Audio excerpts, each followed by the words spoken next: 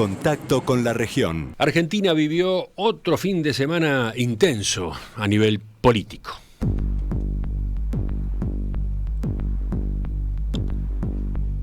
El disparador estuvo el viernes, cuando el presidente Alberto Fernández comunicó que no se postulará a la reelección.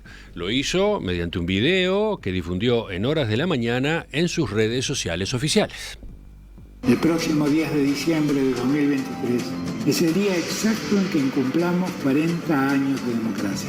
Ese día entregaré la banda presidencial a quien haya sido elegido legítimamente en las urnas, por el voto popular. Trabajaré fervientemente para que sea un compañero o una compañera de nuestro espacio político, que represente a quienes seguimos y seguiremos luchando por una patria justa, con equidad y felicidad para todos y todas.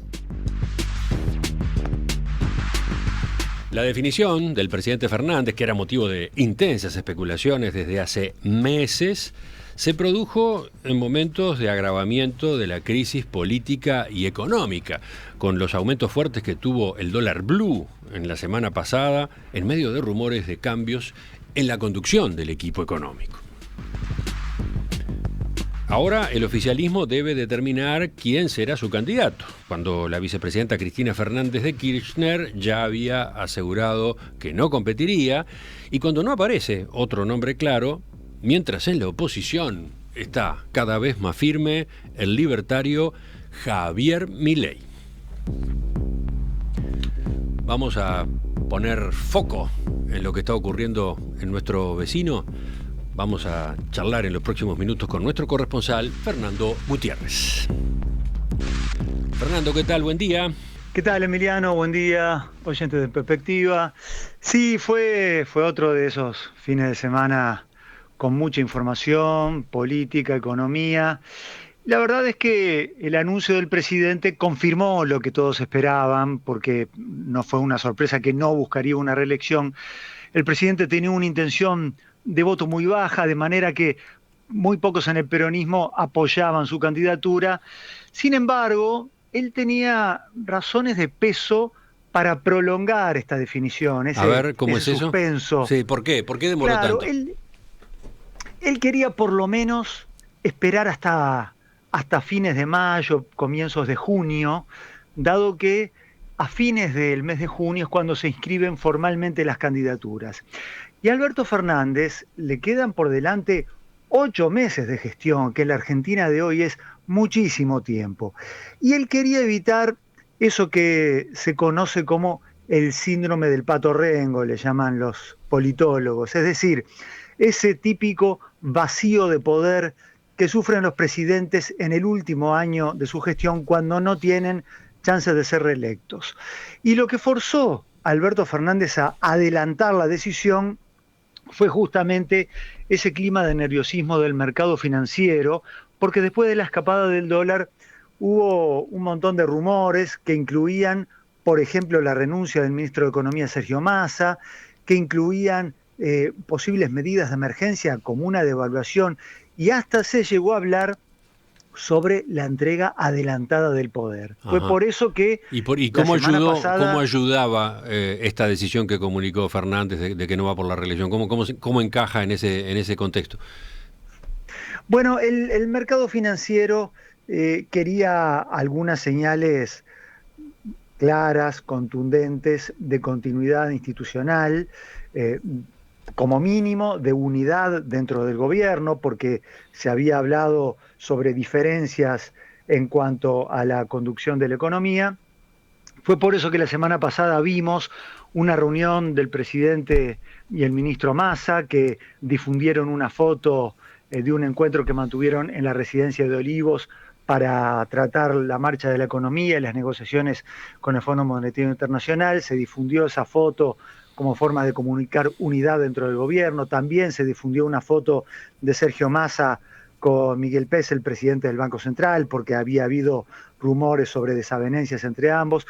Pero eso no alcanzó. El mercado quería señales más fuertes de continuidad institucional y sobre todo de que se apurarían las definiciones sobre las candidaturas, porque cuando hay 1000 candidaturas, en definitiva no hay ninguna. Entonces quería tener un poco más claro el mercado, el panorama político, y por esto el presidente fue que finalmente adelantó que daría el paso al costado en la competencia electoral.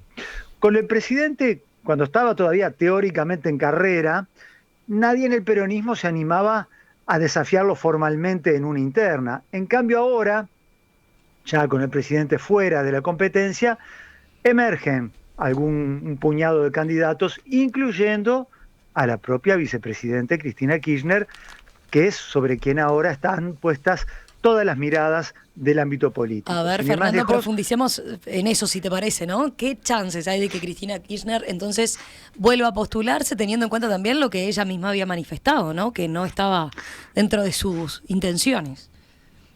Bueno, miren, el anuncio de Alberto fue el viernes. Ya el sábado hubo un acto del kirchnerismo que por supuesto estaba planificado con antelación, pero el anuncio cambió por completo toda la tónica de lo que iba a ser ese acto, ¿no? Porque el motivo fundamental, podría decirse, de ese encuentro del kirchnerismo iba a ser llevar el reclamo a que Alberto Fernández se bajara de la candidatura, así como eje central del acto. Ya con el anuncio hecho, la militancia kirchnerista centró todo su esfuerzo en volver a pedirle a su líder, a Cristina Kirchner, que revisara la decisión de no postularse. Y este jueves va a haber un acto en el cual va a hablar Cristina Kirchner, y hay, bueno, una gran expectativa generada por la posibilidad de que dé pistas sobre cuál va a ser finalmente su decisión. Entre los analistas, entre los politólogos, existe la creencia de que ella realmente no quiere ser candidata, entre otras cosas porque el peronismo tiene pocas chances de ganar en el medio de una crisis económica con una inflación mensual que hoy está ubicada en 7% y con tendencia al alza. Ella personalmente tiene un nivel de rechazo alto entre el electorado, lo cual la convertiría en una candidata con bajas chances de ganar si se diera la situación de un balotaje, de una segunda vuelta. De todas maneras, hay que decir que su base militante le está reclamando que se postule, y ese reclamo es muy fuerte y es mayor cuanto más grave es la crisis económica. Hasta ahora, Cristina Kirchner ha dado señales de querer apoyar una candidatura del ministro de Economía, Sergio Massa, que es visto como la única figura del gobierno capaz de evitar una crisis financiera. La semana pasada, cuando se habían dado esas versiones de que Massa podría salir del gobierno, generó muchos comentarios. Una frase que subió a Twitter la esposa de Sergio Massa, Malena Galmarini, que decía: Massa se queda hasta el final, porque el gobierno termina cuando se va Massa. Bueno, fue una frase muy fuerte, es toda una definición de lo que el mercado está percibiendo hoy, que es que Massa es una especie de presidente, de hecho, podríamos decir primer ministro en funciones. Ya esa sensación existía antes del renunciamiento de Alberto Fernández a postularse y se ha reforzado ahora. Bueno, se ha hablado de que Cristina Kirchner quiere que Massa sea candidato a presidente en una fórmula complementada con un vicepresidente del kirchnerismo. Por ejemplo, Eduardo de Pedro, el ministro del Interior, que es un hombre que responde directamente a Cristina. Pero claro, para que el kirchnerismo apoye a Massa, la economía tiene que estabilizarse, lo cual en este momento en Argentina ya es mucho decir. Fíjense lo que ocurrió este fin de semana. Hubo agentes del mercado financiero, brokers, sociedades de bolsa, que les advirtieron a sus clientes que hoy lunes podría haber un feriado cambiario y una devaluación. Ni siquiera estamos hablando de reportes formales, sino que fueron charlas de WhatsApp que se viralizaron en las redes. Bueno, recordemos el hecho de que eso, se haya ¿no? hablado de Recordemos ese pequeño detalle. Vivimos en la era de WhatsApp y las redes sociales. O sea, una era en la que ese tipo de rumores o versiones pueden correr a velocidad de vértigo, ¿no? Totalmente, y que agentes de bolsa conocidos del mercado hagan ese tipo de advertencias sobre un posible feriado cambiario, sobre una posible devaluación, bueno, causa mucha agitación en el mercado. El gobierno, que en otra situación directamente podría haber ignorado estos rumores, salió a desmentirlos formalmente, y las sociedades de bolsa que estaban involucradas salieron a pedir disculpas ante el temor de sanciones. Todo esto es muy sintomático de la hipersensibilidad que existe en el mercado. Y bueno, ¿qué hace Massa en esta situación? Que es simultáneamente el ministro de Economía y además uno de los potenciales candidatos a presidente. Su forma de hacer campaña es no hablar de candidaturas, sino dedicarse full time a tratar de monitorear esta crisis. En este momento Massa está abocado a una misión urgente, que es la de convencer al Fondo Monetario Internacional de que adelante el calendario de pagos, de manera de que Argentina pueda cobrar unos 10.000 millones de dólares antes de junio, era el pago correspondiente a todo el año, que lo pueda cobrar ahora. El FMI ha dado muestras de entender la gravedad de la situación argentina y de querer ayudar al gobierno a que pueda atravesar sin turbulencias toda la campaña electoral. Pero hay un gran tema a negociar en estos próximos días, y es si como condición para aportar esos dólares frescos, el fondo primero quiere exigir una devaluación del tipo de cambio oficial, porque el FMI quiere evitar que se repita lo que ya ocurrió durante el gobierno de Mauricio Macri en el año 2018, cuando aportó una cantidad de dólares que en poquitas semanas se esfumaron porque el gobierno los utilizó para tratar de pulsear contra el mercado para defender un tipo de cambio. Se vio que en situaciones así el mercado siempre termina ganando, con lo cual se quemaron en pocos días esos dólares y finalmente la devaluación se tuvo que producir de todas formas. Así que ese es el debate en estos días. La devaluación es algo a lo que el peronismo se resiste, por esa regla no escrita en Argentina de que gobierno que devalúa en un año electoral tiene garantizada su derrota. Y bueno, mientras tanto Massa está tratando de contener la situación para que el dólar no siga su carrera ascendente. Una de las cosas que está haciendo es negociar con los productores agropecuarios para que adelanten las exportaciones y aporten dólares a las reservas del Banco Central, pero su plan está dando escasos resultados y es por eso que el mercado realmente no tiene expectativas de que el dólar paralelo pueda frenar su carrera ascendente en el corto plazo. Fernando, y finalmente, a ver, esta situación que estás describiendo, ¿no? Esta crisis financiera que está atravesando Argentina, ha dado pie a un debate que tiene que ver con la dolarización total de la economía argentina. Se ha como popularizado ese debate, ¿no? Sí, todos los argentinos están hablando de eso. Eso es un tema que recurrentemente vuelve en Argentina, pero parecía fuera de discusión.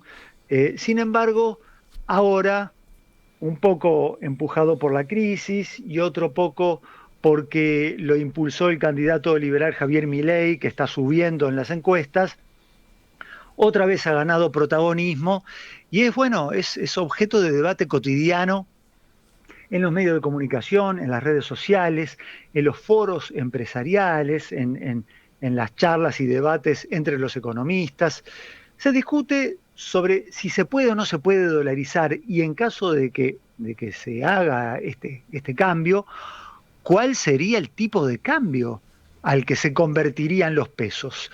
Y bueno, se escucha todo tipo de cifras. Hay gente que dice que en caso de dolarizar, el precio al cual se rescatarían los pesos sería la cotización actual del dólar blue, y hay otros que dicen que no, que hay que multiplicar hasta 20 la actual cotización del dólar blue. Hay algunos expertos que han estudiado a fondo casos de países que dolarizaron, como Ecuador, El Salvador, Panamá, que en diferentes grados han dolarizado sus economías.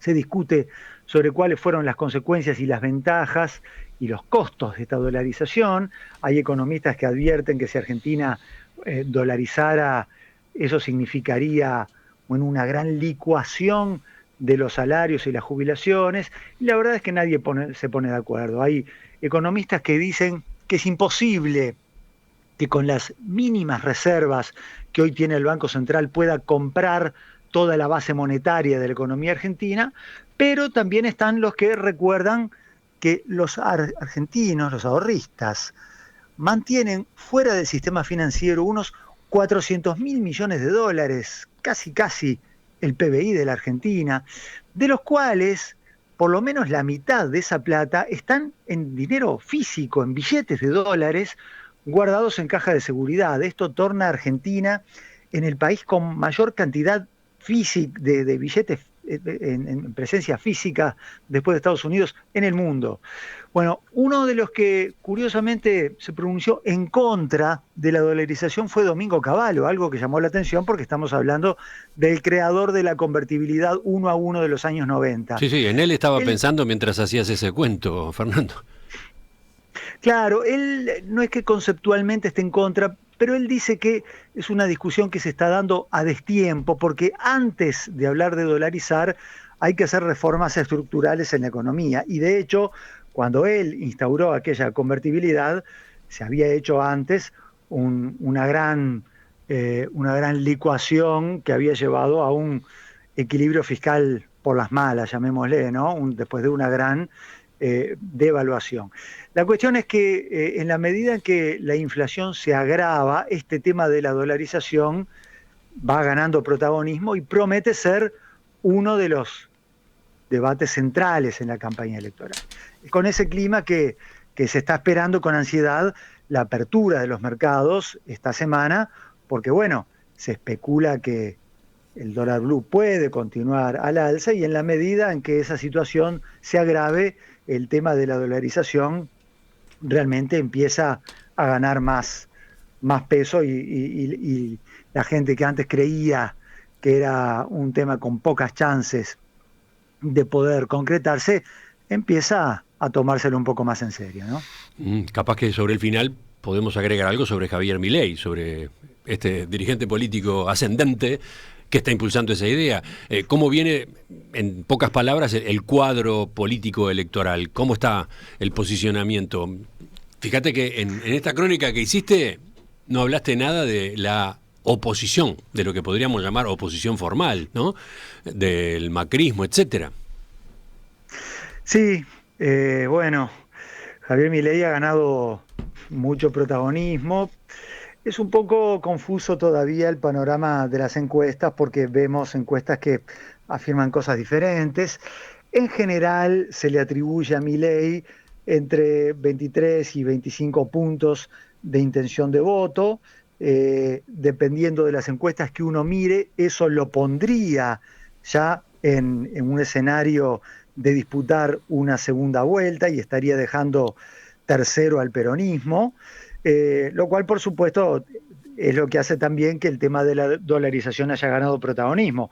Una cosa era cuando Milei tenía 10% de intención de voto y otra cosa es que lo plantea un candidato al que ya se empieza a ver como un posible protagonista. Es curioso lo que está ocurriendo con Milei. Se podría pensar que es un candidato al cual el establishment, los grandes empresarios, el sistema financiero, en principio podría apoyar. Sin embargo, hay algunas propuestas un poco radicales de Milei que generan mucho nerviosismo. Se ha hablado incluso que en la embajada de Estados Unidos están haciendo consultas sobre Milei y que genera un poco de inquietud porque se lo ve como una especie de, podríamos decir, un Donald Trump argentino, un candidato realmente con propuestas muy extremas. Genera también, por supuesto, nerviosismo en la oposición de Juntos por el Cambio, porque los candidatos de la oposición, llamémosle un poco más de centro, como Horacio Rodríguez Larreta, le temen como un posible, candidato que muerda ahí en su base electoral y que haga perderle votos no solamente al peronismo, sino también por el lado de la centro-derecha que esté erosionando la base electoral de lo que era el macrismo. Así que todos están realmente nerviosos con Milei. Y hablando del espacio de la oposición de centro, de Juntos por el Cambio, hay una polémica muy fuerte porque entre los muchos rumores que corrieron este fin de semana, hay uno que ha surgido del kirchnerismo, y es que economistas de Juntos por el Cambio han hecho gestiones en el FMI, en el gobierno de Estados Unidos, para pedir lo opuesto a lo que está pidiendo Sergio Massa, es decir, que el Fondo Monetario Internacional no haga entrega anticipada de los fondos, de estos 10.000 millones de dólares que está pidiendo el gobierno argentino, con la advertencia de que no va a ayudar a la crisis. Es algo que ha sido desmentido por parte de los economistas de la oposición. Sin embargo, es un rumor que fue instalado con fuerza por el kirchnerismo. Hace acordar también a Domingo Cavallo, porque se recuerda como un hecho muy importante de aquella campaña electoral del año 89, cuando Domingo Cavallo había hablado en Estados Unidos para pedir que no se hiciera un rescate financiero del gobierno, del entonces gobierno de Raúl Alfonsín, que estaba con serios problemas de caer en una hiperinflación. La verdad es que los paralelismos entre la situación de la Argentina de hoy y aquella Argentina que cayó en la hiperinflación de 1989 empiezan a repetirse en los análisis de los economistas, una situación que por supuesto a los más veteranos que vivieron aquellos tiempos los pone bastante nerviosos en estos días, Emiliano. Fernando Gutiérrez, gracias por la puesta a punto. Vamos a estar pendientes de todo este panorama en estos días. Seguimos en contacto. Cómo no, con mucho gusto.